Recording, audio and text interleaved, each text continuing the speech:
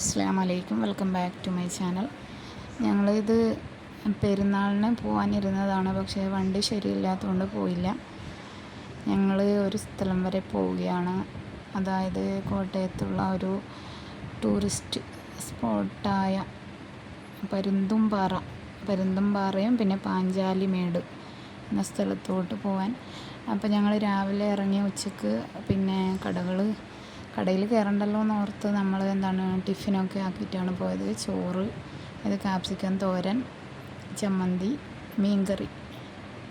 പൊതിച്ചോറ് ഉണ്ടാക്കാമെന്ന് വിചാരിച്ച് പിന്നെ അത് മാറ്റി മീൻകറിയും ചോറും സാദാ ചോറൊക്കെ ആക്കി. പിന്നെ സിസ്റ്റർ ഇവിടെ നിന്ന് നെയ്ച്ചോറും പരിപ്പ് കറിയൊക്കെ എടുത്തിട്ടുണ്ടായി. നമ്മളിത് എല്ലാം പൊതിഞ്ഞെടുത്തു.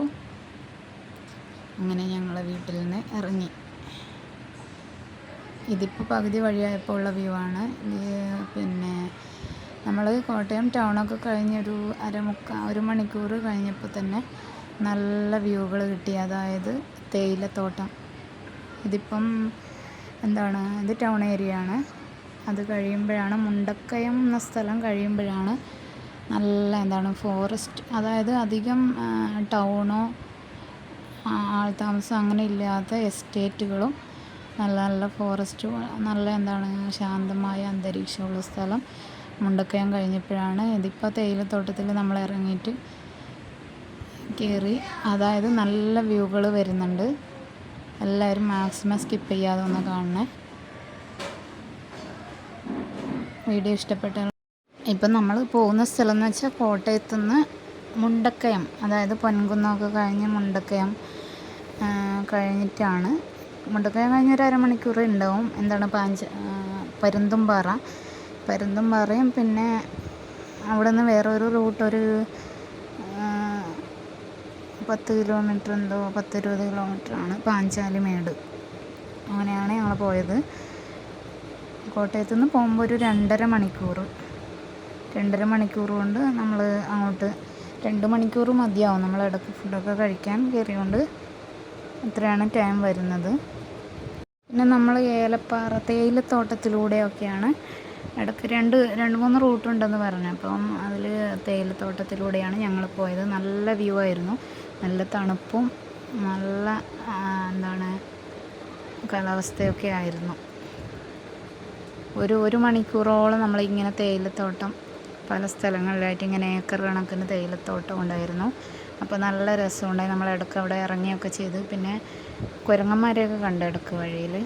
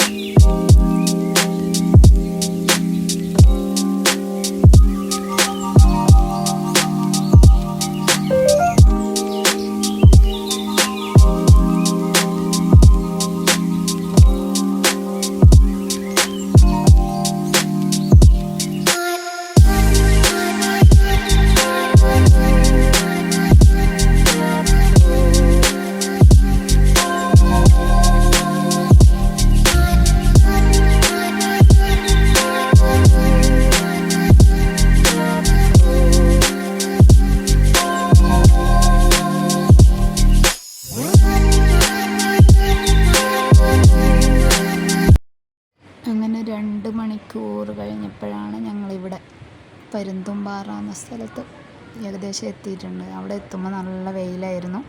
ഞങ്ങളൊരു 2:30-3 മണിയായപ്പോഴാണ് അവിടെ എത്തിയത്. നല്ല വെയിലായിരുന്നു. അപ്പം ഈ പൊരുവെയിലത്ത് പ്രത്യേകിച്ച് ഇവിടെ ഒന്നും കാണാൻ, അതായത് സൂയിസൈഡ് പോയിൻ്റ് പോലത്തെ കുറേ വലിയ കുഴികൾ, പിന്നെ എന്തോ പരുന്തിൻ്റെ മുഖം പോലത്തെ എന്തോ പാറയൊക്കെ ഉണ്ടെന്ന് പറയുന്നുണ്ട്.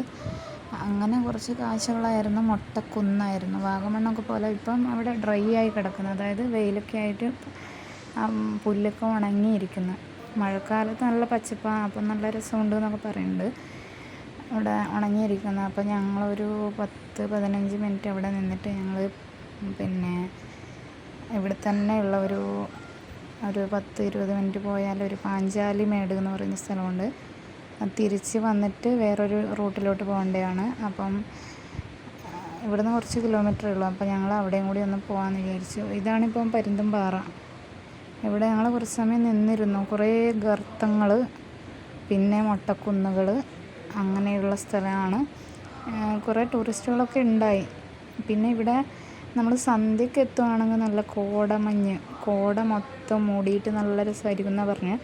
പക്ഷേ ഞങ്ങൾ എത്തിയത് ഒരു ഉച്ച ടൈമായതുകൊണ്ട് ഞങ്ങൾ ഇവിടുന്ന് പിന്നെ തിരിച്ചു പോയി. പിന്നെ ഒരു 4 മണിയൊക്കെ ആകുമ്പോൾ ഞങ്ങൾ പാഞ്ചാലിമേട് എന്ന സ്ഥലത്ത്, അവിടെ കുറച്ചും കൂടി ഏകദേശം ഇതുപോലെ സെയിമാണ്, പക്ഷെ അവിടെ ഒരുപാട് ആൾക്കാരുണ്ടായി. പിന്നെ അവിടുന്ന് ഞങ്ങൾ പിന്നെ ചായയൊക്കെ കുടിച്ച് കുഴപ്പമില്ല യാത്ര. പിന്നെ ഇനിയിപ്പം നമുക്ക് കാണാനുള്ളത് പാഞ്ചാലിമേടിലുള്ള കാഴ്ചയാണ്. ഇവിടെ കുന്നുകൾ, മൊട്ടക്കുന്നും, പിന്നെ ചില സ്ഥലത്ത് ഒരു സ്ഥലത്ത് പോയി നിൽക്കുമ്പോൾ ഒരു പൊക്കത്തിലുള്ള സ്ഥലത്ത് പോയി താഴോട്ട് നോക്കുമ്പോൾ നമുക്ക് എന്താണ് തല കറങ്ങുന്ന പോലെ, സൂയിസൈഡ് പോയിൻ്റ് പോലെ വലിയ ഗർത്തം ഇങ്ങനെ താഴോട്ട്. കുറേ മലകൾ തന്നെയാണ്, പക്ഷേ ഇങ്ങനെ കുത്തനെയുള്ള ഒരു ഇതുപോലെയുള്ള സ്ഥലമാണ്.